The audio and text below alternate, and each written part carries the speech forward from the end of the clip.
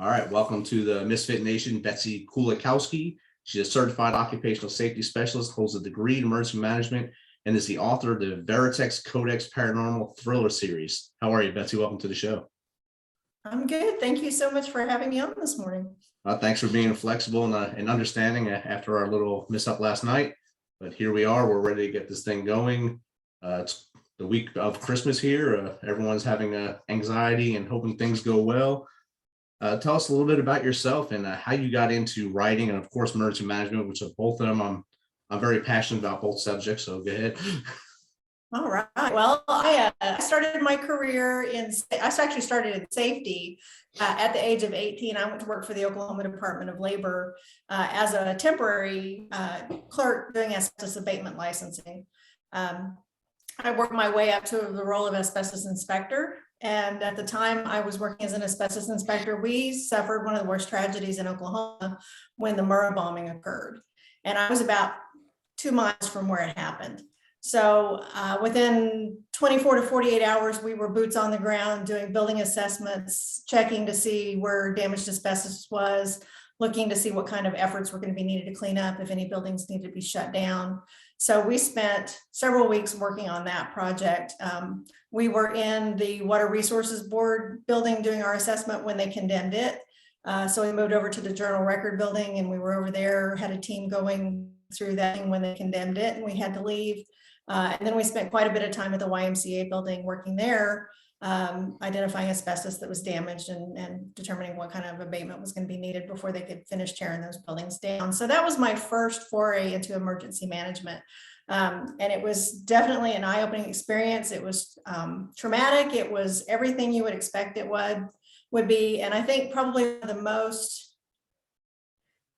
moving things that I remember from that experience was walking down the streets of downtown Oklahoma City and having it be completely abandoned and glass scattered across the ground, just shining in the sun like diamonds. It was beautiful and horrifying at the same time.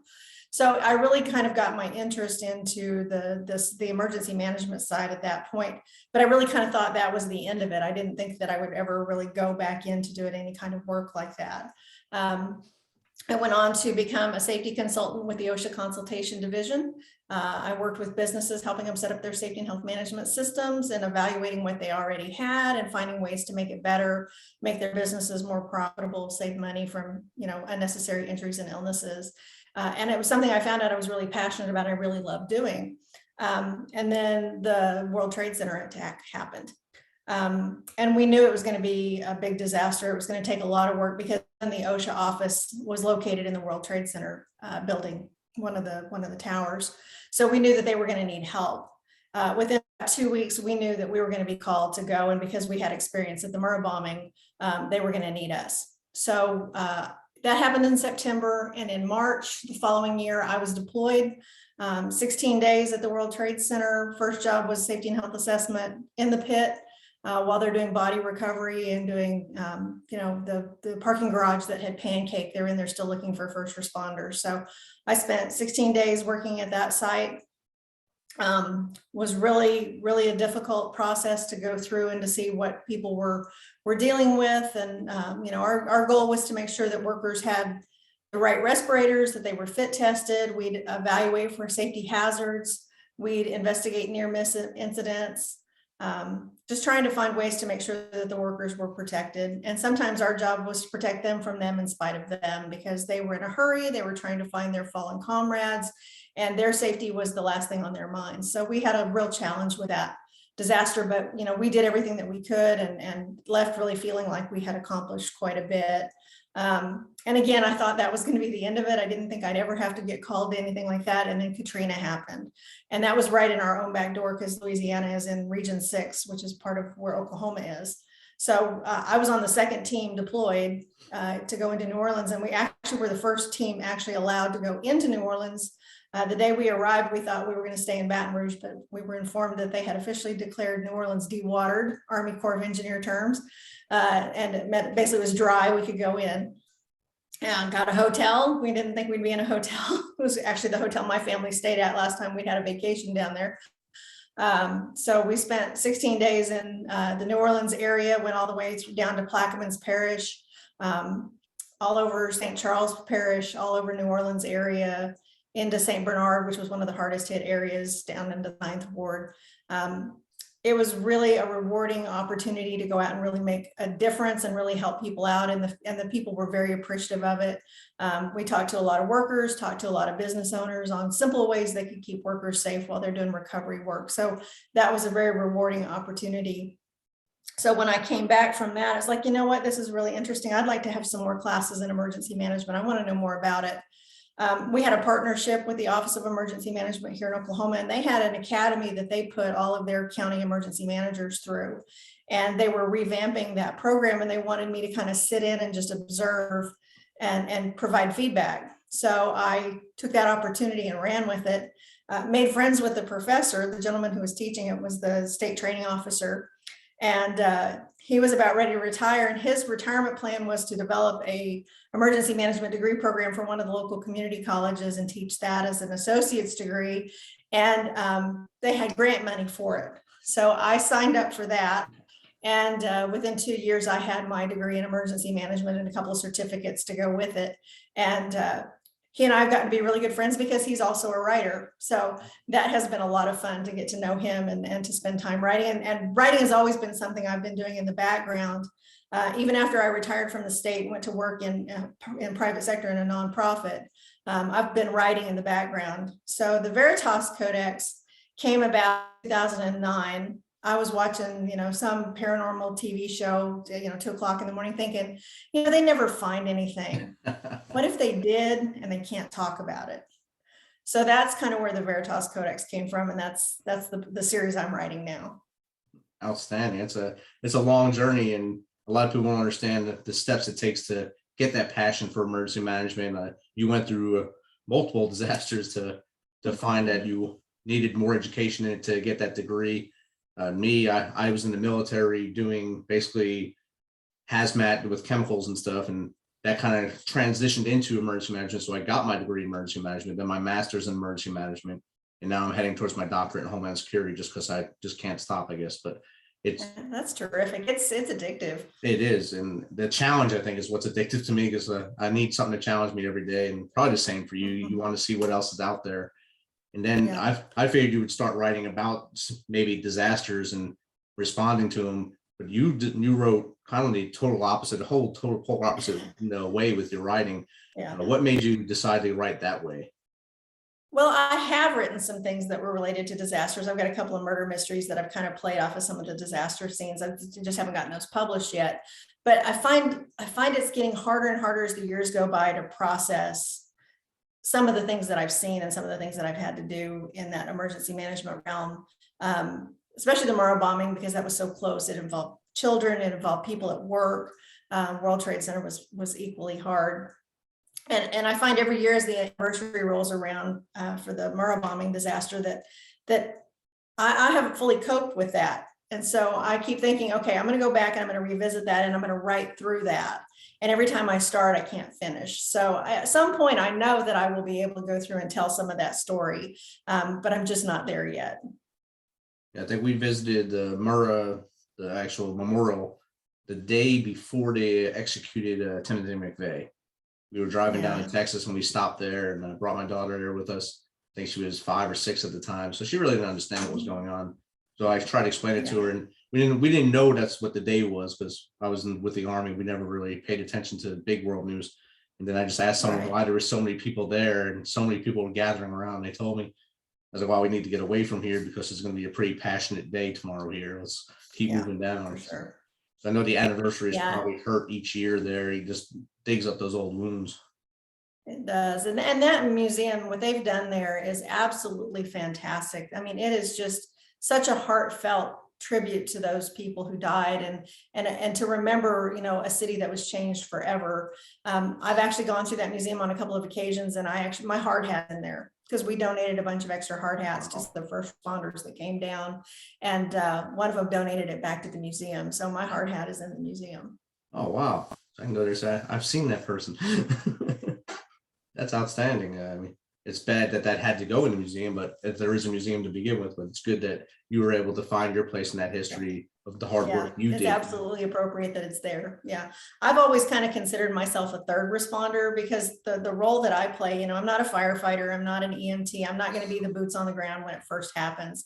I'm going to be coming in when the workers are doing the cleanup, because my job is to protect that worker and make sure that they're doing everything they can not to become another statistic, not to become an injured worker on a job site like that. There's been enough tragedy. There's no need for anybody else to get hurt. So sometimes that can be a real challenge, because the mentality becomes, let's hurry up and get this back to some kind of a normal, even if it's a new normal. And sometimes they do that at the expense of everything. And that's unfortunate. And I think you mentioned that earlier with 9/11, when you got there and the first responders there, they were digging so hard to try to find their friends that were still under the rubble, or their coworkers, and they wanted to do everything they could, that they were really risking their lives. And it really takes an outside voice to say, hey, look at what you're doing. The third order effect is you're not going to be with us anymore, or something's bad going to be happening to you, and your family won't have you. And a lot of them, I'm sure they give a little pushback to you. Is there any pushback stories? Yeah, quite a few. We had one of the things that we would do is, when there was a first responders body recovered, they would always do a ceremony to remove the body from the site.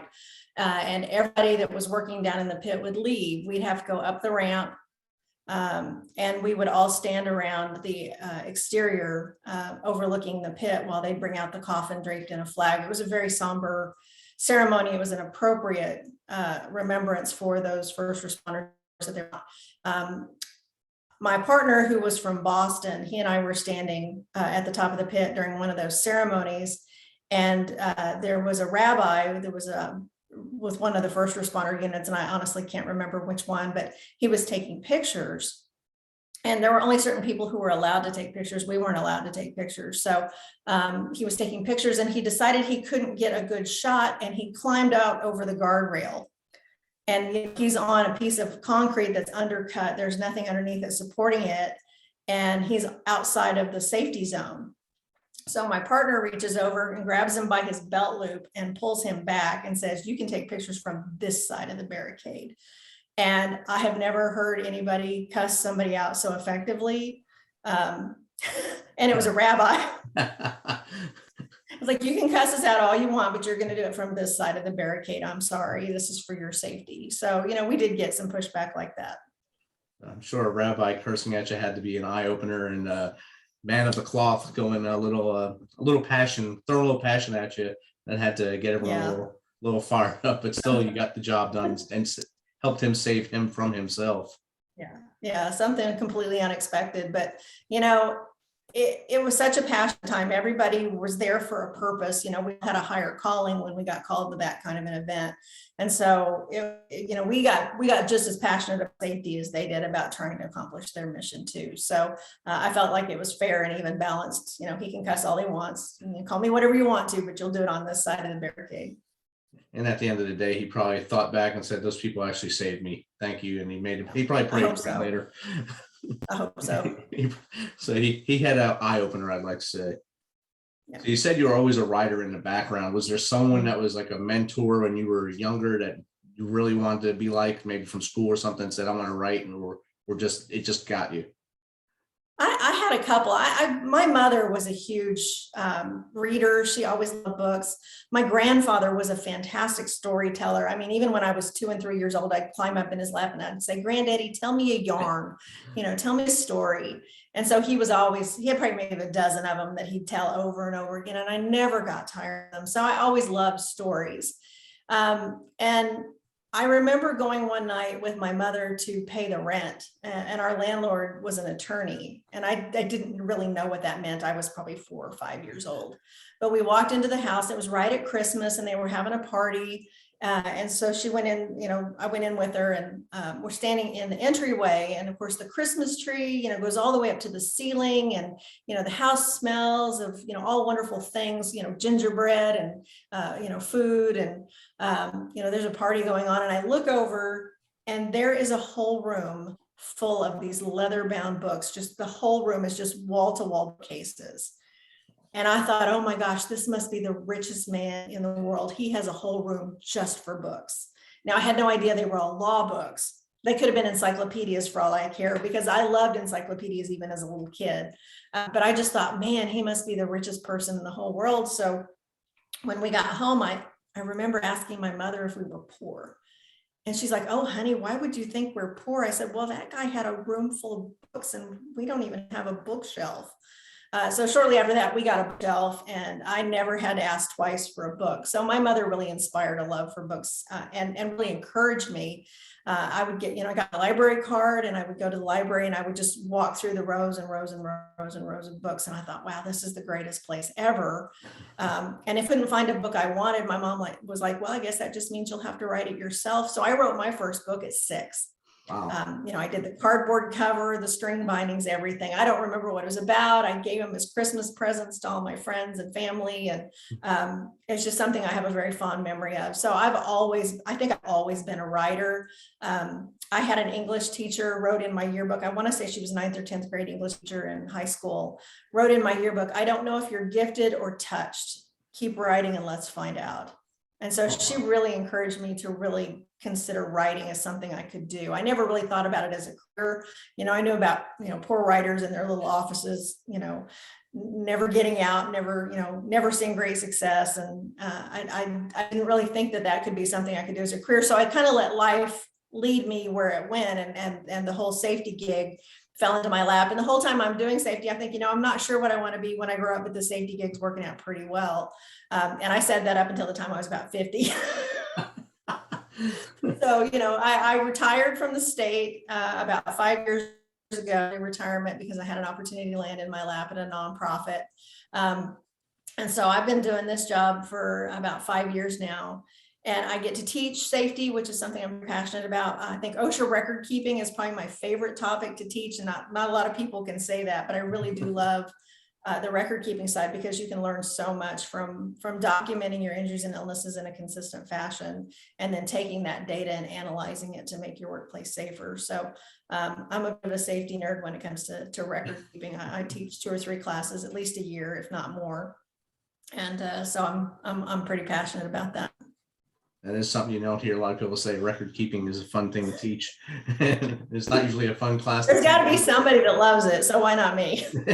And you took the reins, you went with it. That's awesome. Yeah, exactly. So, I've always been writing, and I've always had an interest in the paranormal. I lived for a while in the Pacific Northwest, and I think Bigfoot was really the first monster that I remember hearing anything about.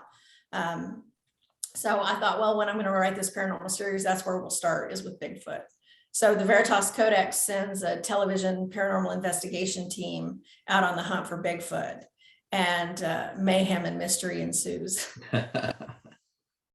So do all 3 books follow that suit, or you change, I guess, the main aspect of it in each one?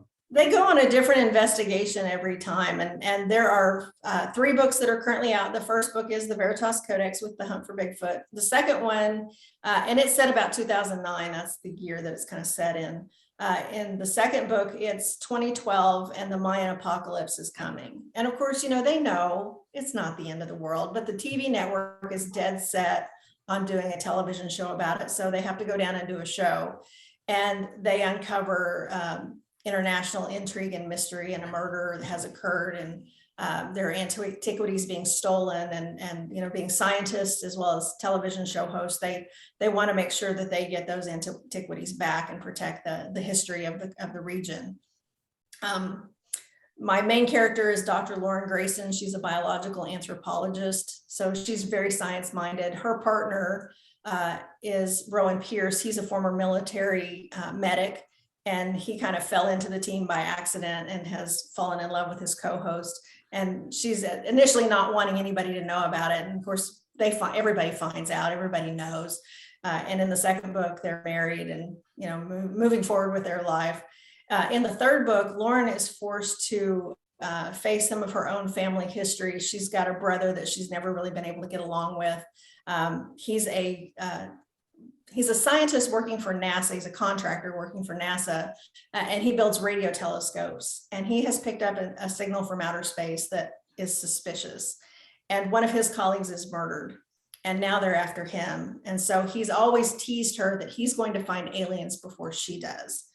And so he goes to her when he needs help. So they have to reconcile their relationship and the whole family drama that's been going on in their family for years that nobody wants to talk about. So they're going to have to deal with that before they can move forward. So the Alien Accord is a search for aliens in outer space. Oh, wow. Or maybe they're here. Even they're probably both. New Mexico. With your books, have you been invited to any of the paranormal conferences to either have a booth or speak? Yeah, actually a couple of times I've had several booths. One of my goals is to get to go to the big Bigfoot festival in Honobia, Oklahoma, that's held every fall, but it never fails. That's the week I'm somewhere else. This year I was in Seattle and up at Mount St. Helens doing my own research. But I have done a couple of paranormal conferences here in Oklahoma. There's one in Las Vegas I wanted to go to, and I just couldn't make it work with my schedule. I figure when I fully retire, maybe in another 5 years or so, I'll have more time to be able to do that. But I try to hit as many of the local ones as I can. I haven't been asked to be a speaker yet, but I've appeared on a number of paranormal podcasts. So the paranormal community has been very welcoming, very engaging. I've made some really good friends through it. The Instagram community, I had never been on Instagram before a couple of years ago. And so I kind of started paying attention a little bit more to Instagram, and that's where I found the paranormal community had kind of gravitated to. So I spend a lot of time on Instagram with my social media marketing and just reaching out and making connections and making friends. And, you know, there's no telling sometimes where those connections can lead to. Definitely. And I know when you watch all the shows on like Discovery or Travel, there's so many paranormal shows now. I mean, everyone thinks it's just ghosts, but there's also alien hunters, there's Bigfoot hunters, there's the Oak Island people always looking for stuff. I'm not even sure what they're looking for. They never find anything on that show, but I'm sure people watch it for no reason, but that one's there. And they all respect each other. You never hear them naysaying each other. There's all different techniques in every investigation, even in regular jobs, there's different investigation techniques. Has anyone ever reached out and said, would you try to use this in your book? My technique in your book? Or everybody wants to know what's next. You know, hey, can you work this into a book at some point? And occasionally I'll actually make that happen. I've actually already written 12 books in the series, and I'm working on another one that I am literally this close to finishing. I probably will finish it this week. But I don't write in order. So my books aren't always written one after the other. Sometimes I'll write one and I'll leave a gap of time knowing that an idea will come to me later if I just let it ride. And so right now, this one that I'm writing is going to appear as book 6. And then that pushes back all the other books. So I can't number them, and I don't ever name them until the publisher gets involved, because the publisher always has their own ideas of what the title should be, because the Veritas wasn't my first choice. I have to say I'm very happy with it. And so now we kind of have a naming convention that we've established. You know, it's the, and then 2 words, and that's it.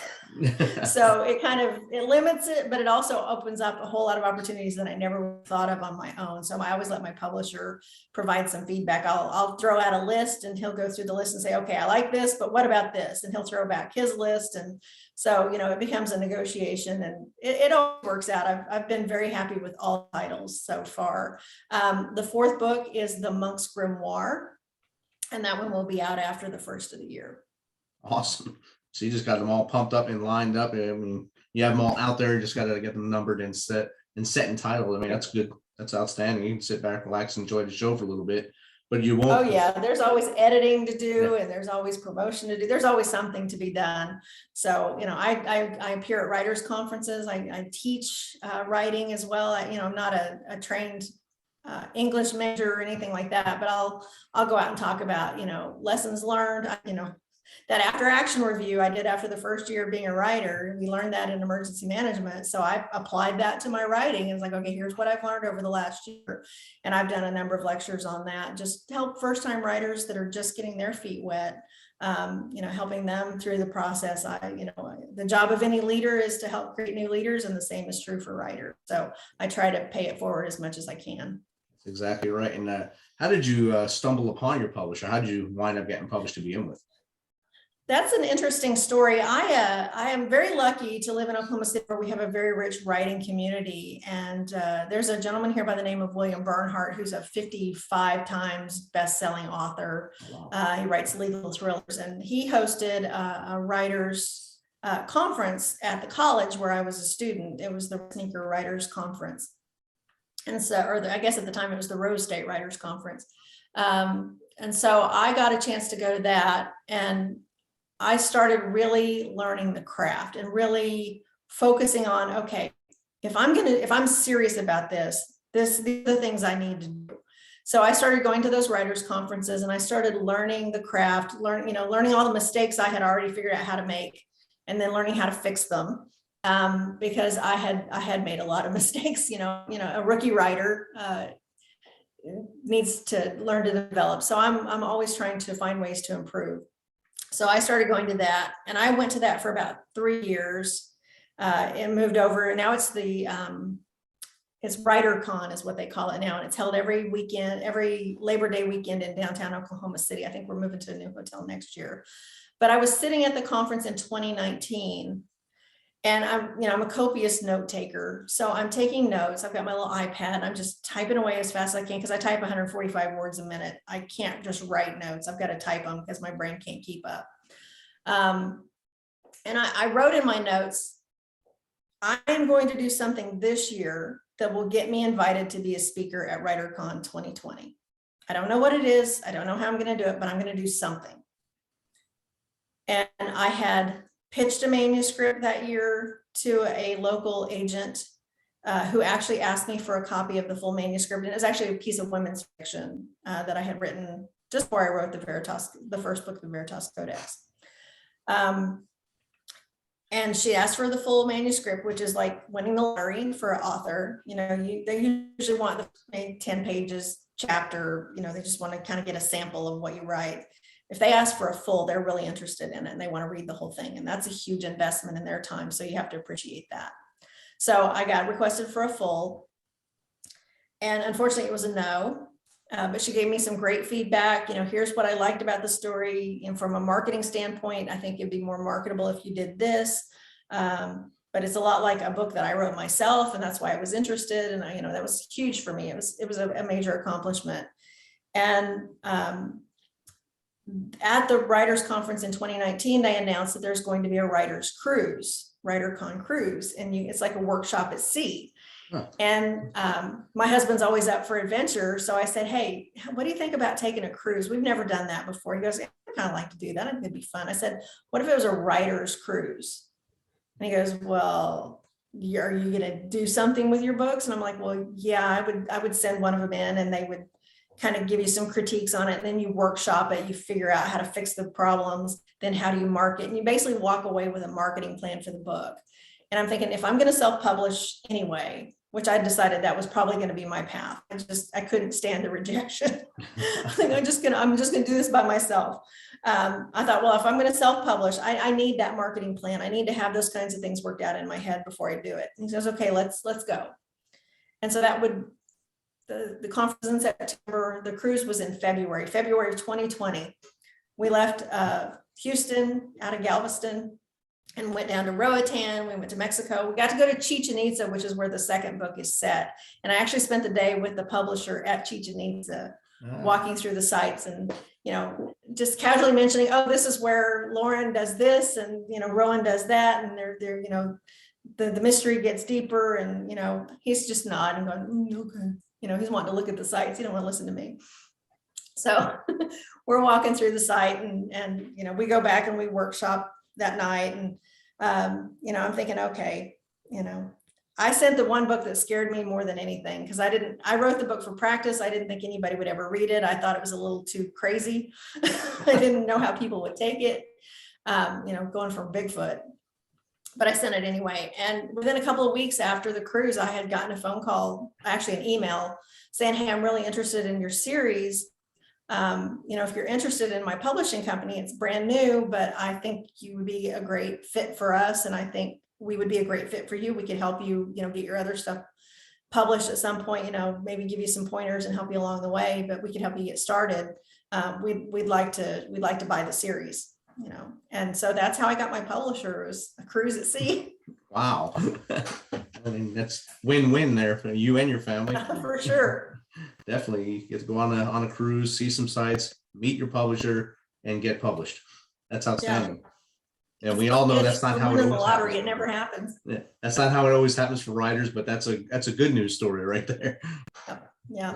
I think, as you alluded to earlier, most of us think of the writer as the person sitting in a dusty room with a typewriter or now a computer, just typing away and hoping and hoping and hoping and hoping until that one day one bites and someone says, "Hey, I think I like your stuff now," after 25 years of you submitting manuscripts to me. So that's outstanding for you for that to happen to you. If you I was ran really into thrilled and if you ran into a young writer today, just maybe Mhm. sitting having coffee, what would you tell them to do to get going and get out of their own way? I mean, probably the first bit of advice is, first of all, don't quit. If you cannot, I mean, for me, it hurts to not write. I feel like I go insane if I can't even if it's just sit down and jot down thoughts. If I'm between books, that's like the worst place for me to be, because I feel like I'm in limbo. I know that there's an idea coming and I just have to go out and find it. So for me, that's the hardest thing. So first of all, I would tell them, whatever you do, don't quit. Because if you're meant to be a writer, you're going to write. And I don't believe in writer's block. It's just you haven't found the right idea yet. My second bit of advice is don't make your passion wait for your courage to catch up. For me, I was afraid of what people would think. I was afraid that my stories weren't any good. I was afraid I wasn't a good writer. That whole imposter syndrome is so very real for writers, and I think anybody who's artistic. You have your job, and your job is your job, and you need to focus on your job, but you've got to have your passion, you've got to have your hobbies, and you have to make sure that your talents don't go to waste. So, get out of your own way. I think for me, that was the biggest thing. I was the one standing in the way. I could have accomplished anything I wanted, but I was scared. So getting out of my own way has been probably the biggest increment in my success. That's really good advice right there. I always say most people, that just hit that wall and stop, or like you said, someone tells them that's not what you should be doing. Okay, so I'll just put my passion away and go work this 9 to 5 because that's what the world wants me to do. I shouldn't be doing it what I want to do. And that hurts a lot of really talented people. They fall by the wayside for that. So yeah. And there are ways you can make your work and your passions, but they don't have to meld, but they can complement each other. I find little elements of my career finding their ways into my books. With Rowan being a military medic, he's got a lot of safety background, so he's kind of the team safety officer, but there's times where he's not very good at it, or he lets his better judgment get in his way. So, they end up having to pay for some of those mistakes because they get passionate about what they're doing and they forget about the safety aspects that have to be followed. So, and then sometimes I find myself at work thinking, if people would just do this, their life could be, the happy ending that they want. And, it's funny how two things just kind of interplay, not intentionally, but that's just sometimes how they lie. definitely. And sometimes like me, I have basically 3 different things going on at once with my day job, podcast, school, and burgeoning writer now too as well. So I have 4 things really. I have 4 different lives at once, and trying to not interact with too much, but keep my writing for my doctorate totally separate, because if I write like I write for myself, I will not make it through a doctorate writing like that. So there's 2 different styles of writing. One I don't really believe is writing. It's just regurgitating. One is writing. So it's totally different worlds. If someone wants to reach out to you for advice to stay in the right path, how can they do that? Well, I'm on all the social medias. I have a website, author.BetseyKulakowski.com. I'm sure you'll probably put them in the show notes because my name is not easy to spell. I recognize that. Yes. I actually had somebody ask me if I was going to use a nom de plume when I published. And I said, why would I do that? I said, my name is Kulakowski. That's right up there with King and Kuntz. And those are like 2 of my favorite authors. I'm a huge Dean Koontz fan. And I walked into the bookstore this weekend and was looking for copies of my book.